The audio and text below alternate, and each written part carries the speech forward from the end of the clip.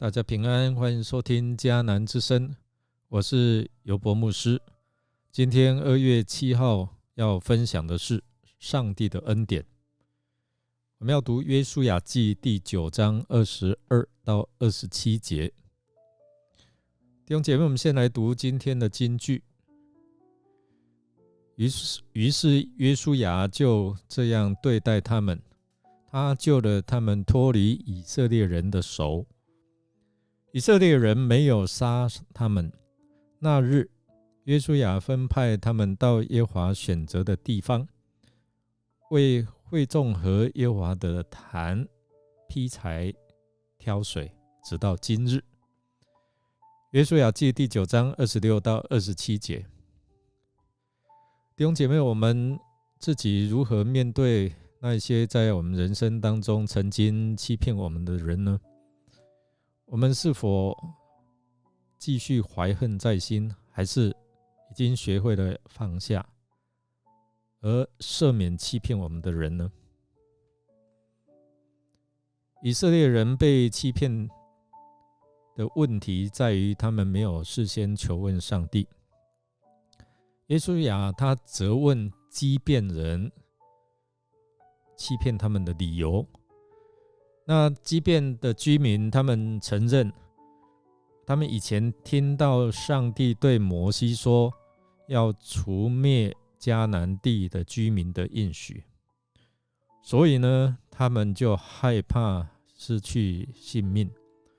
最后他们说了理由之后，约书亚按照与他们所立的约定，不杀他们，但是他们要为欺骗得着这样立约来付上代价，因此就分派他们来为上帝的祭坛工作，并且他们世世代代一生都要成为劈柴挑水的仆人。虽然即便这些居民是外邦人，但是他们只是听见上帝给摩西的应许，就陷入恐惧害怕。可见呢，他们知道这位上帝是如此伟大又令人敬畏的上帝。我们要从基遍人沦为以色列人的奴隶，或者是说仆人这件事情，我们可以注意到以下3个事实。第一个，很显然他们所受的屈辱是上帝给他们的惩罚。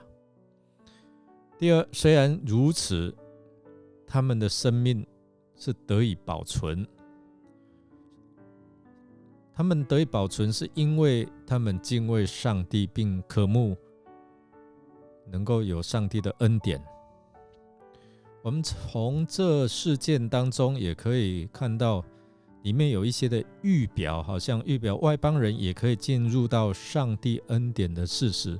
我们从之前的喇合妓女喇合的全家，我们就可以看得到了。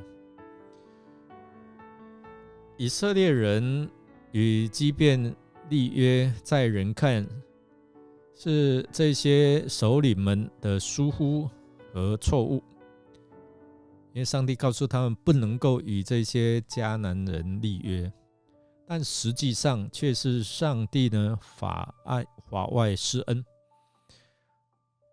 特意要存留基遍人，显明上帝更美的心意。上帝要借着这一件事情，让百姓在实际的操练中学习敬畏上帝，求问上帝。上帝要除灭这些迦南人，是因为他们恶贯满盈。在第2节说，他们同心合意与神要来征战。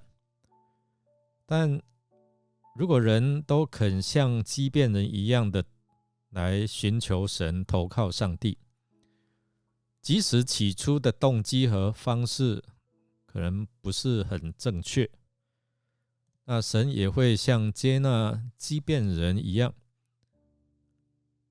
不但按着罪人的本相接纳他们，还会引导他们来进入到更美的侍奉。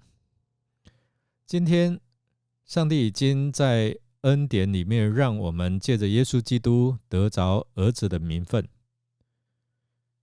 也鼓励我们把握住每一个能够服侍上帝的机会，因为我们能够得救是上帝的恩典。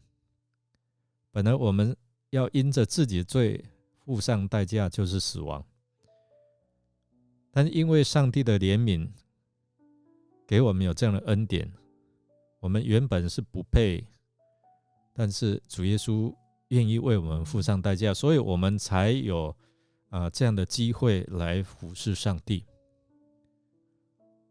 我们来默想，我们看见基遍人因为听见上帝给摩西的应许就害怕，你有什么感想呢？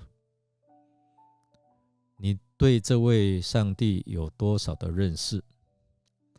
让我们一起来祷告。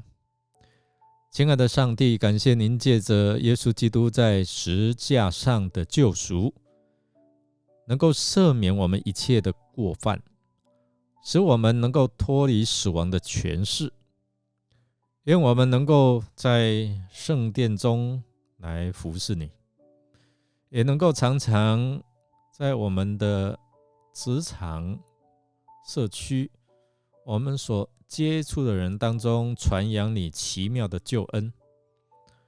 祷告是奉靠主耶稣基督的圣名祈求，阿们。感谢您的收听，如果您喜欢我们的节目，欢迎订阅并给我们好评。我是尤伯牧师，祝福您一天充满平安、健康、喜乐。我们下次再见。